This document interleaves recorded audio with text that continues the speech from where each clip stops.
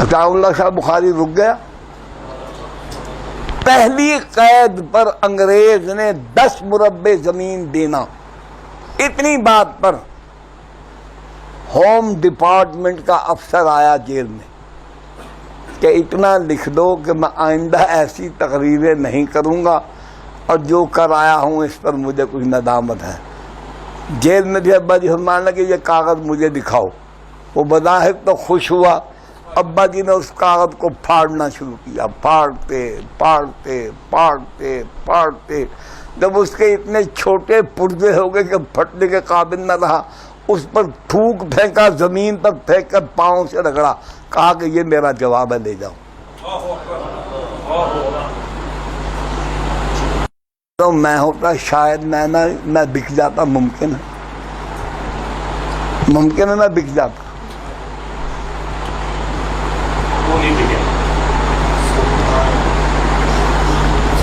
اسی آپ کے لاہور جیل میں تھے.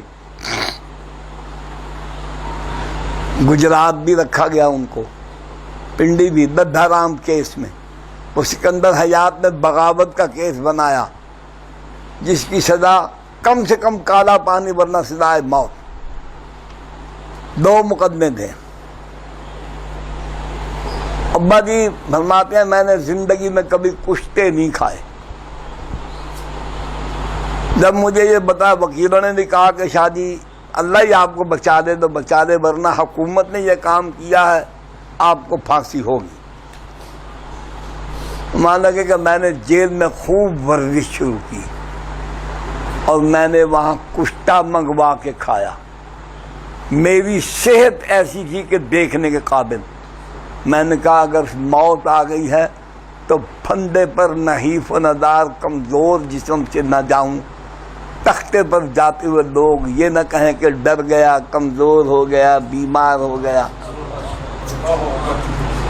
میں توانا ہو کر جاؤں. تو میں نے جیل کے سپرنٹینڈنٹ سے دوستی تھی تھوڑی سی. یعنی کہ میں نے کہا یار میں ذرا جو جہاں آپ پھانسی دیتے ہیں نا وہاں جانا چاہتا ہوں. انہوں نے کہا شادی کیا بات ہے, خیریت ہے آپ کو؟ انہوں نے کہا ہاں ٹھیک ہے چلو تم آؤ میرے ساتھ چلو. میں نے کہا وہ پھانسی گھاٹ چلے گئے.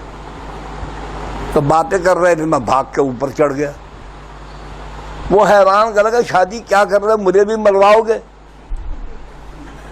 میں کہا نہیں کچھ نہیں ہوتا, تم ایک کام کرو, میں آنکھیں بند کر دوں, یہ پھندا میرے گلے میں ڈالو.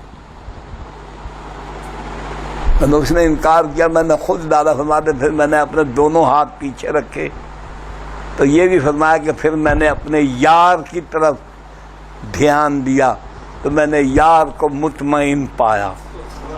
تو میں نے کہا گواتا ہے تو بسم اللہ, اللہ کی راہ میں جاتا ہوں تو میں ڈر کر سہم کر کمزور ہو کر نہیں بک سکتا تھا. عطاء اللہ شاہ بخاری یہ ابھی بھی شاید یہاں آپ کے لاہور میں وہ ایک جڑی بوٹی زندہ ہے, مسٹر مختار مسعود.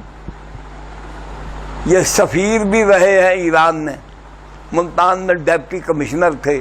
ان کی کتاب ہے آواز ایک دوست, اس میں اس نے ساری بات نہیں لکھی, مختصر کرتا ہوں. اس نے ابا جی کو بلایا ملاقات کے لیے, چلے گئے. ساتھ 2-3 آدمی تھے. اس نے یہ سمجھا کہ شیر بوڑھا ہو گیا. کہا جی میں آپ کو 6 مربع زمین الاٹ کرتا ہوں. ابا جی پہلے بیٹھے ہوئے تھے, کھڑے ہو گئے. مان لگے مسعود اب تک میں تمہیں بیٹا سمجھ کر تم سے بات کر رہا ہوں, تم نے غلط آدمی کا انتخاب کیا ہے. یاد رکھو آج کے بعد کبھی مجھ سے ملنے کی کوشش نہ کرنا. واپس آ گئے. خدا نہ خواستہ ہم ہوتے اب کہتے لیاؤ جی اور ایک کاغذ لیاؤ, ساڈے ہتھاں پیراں دے انگوٹھے لوا دو, ساڈے پچھلے حصے کا بھی نقشہ لے لو. 6 مربع زمین تھوڑی نہیں ہے, اربوں روپے کی ہے آج کے دور میں. خدا ایسے رزق کے ایک دانے پر بھی کروڑوں لعنتیں, اس سے خدا بچا کے رکھے. یہ لقمہ، یہ پانی کا گھونٹ اندر جائے گا، ایمان کو ساتھ لے جائے گا۔ حضرت شیخ الہند مولانا محمود حسن رحمۃ اللہ علیہ، ان کے نام بیواؤں سے میں پوچھتا ہوں کہ تمہارا کردار وہی ہے جو شیخ الہند کا تھا؟ تمہیں شرم نہیں آتی؟ ڈوب کے نہیں مر جاتے ان کا نام دیتے ہوئے؟ اٹھاؤ شیخ الہند کے خطبات، اب بھی میرے پاس موجود ہیں۔ ڈاکٹر مختار احمد انصاری، 30 نومبر 1920، بستر مرگ پر ہیں شیخ الہند، پاس کون بیٹھا ہے؟ انور شاہ کشمیری، شبیر احمد عثمانی، مفتی محمد کفایت اللہ، شفیع الرحمان سہاروی، احمد سعید دہلوی، عزیز قبیر اور بھی جید علماء۔ حضرت کے آخری الفاظ یہ سب حضرات نقل فرماتے ہیں۔ کہنے حضرت نے فرمایا میں بستر پر مر رہا ہوں، مجھے مرنے کا افسوس نہیں ہے، افسوس اس بات کا ہے کہ میں بستر پر مر رہا ہوں، میری تمنا اور خواہش یہ تھی کہ میں کافر کے ساتھ، اس ظالم کے ساتھ، انگریز کے ساتھ مقابلہ کرتے ہوئے میدان جہاد میں مارا جاتا، یہ لفظ ہے، اور میرے جسم کے ٹکڑے کر دیے جاتے۔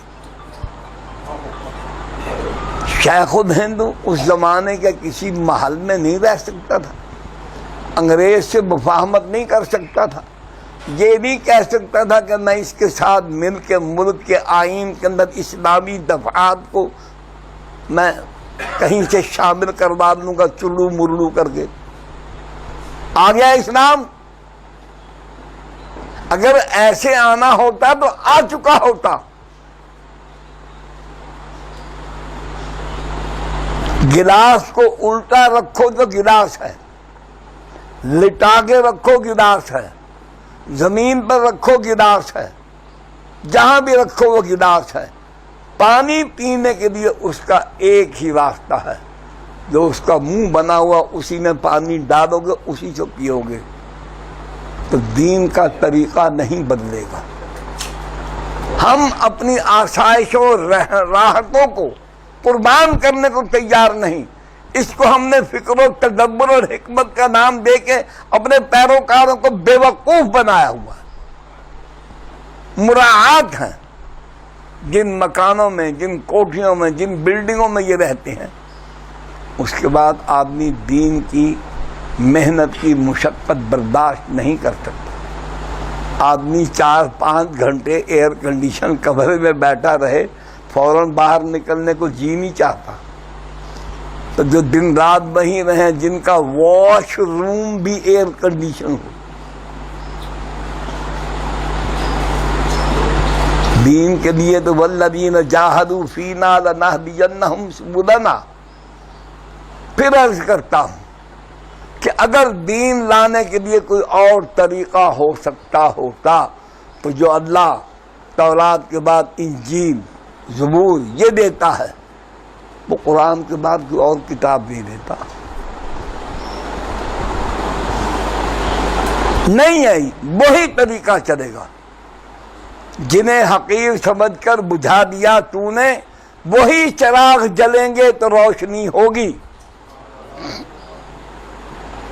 میں آپ سے درخواست کرتا ہوں کہ آئیے ہم گناہگاروں کے ساتھ مل کر اس وقت کے تقاضے کے مطابق کامل اکمل دین کا شعور اپنے مسلمان بھائیوں تک پہنچانے کی محنت میں ہمارے شریک عمل۔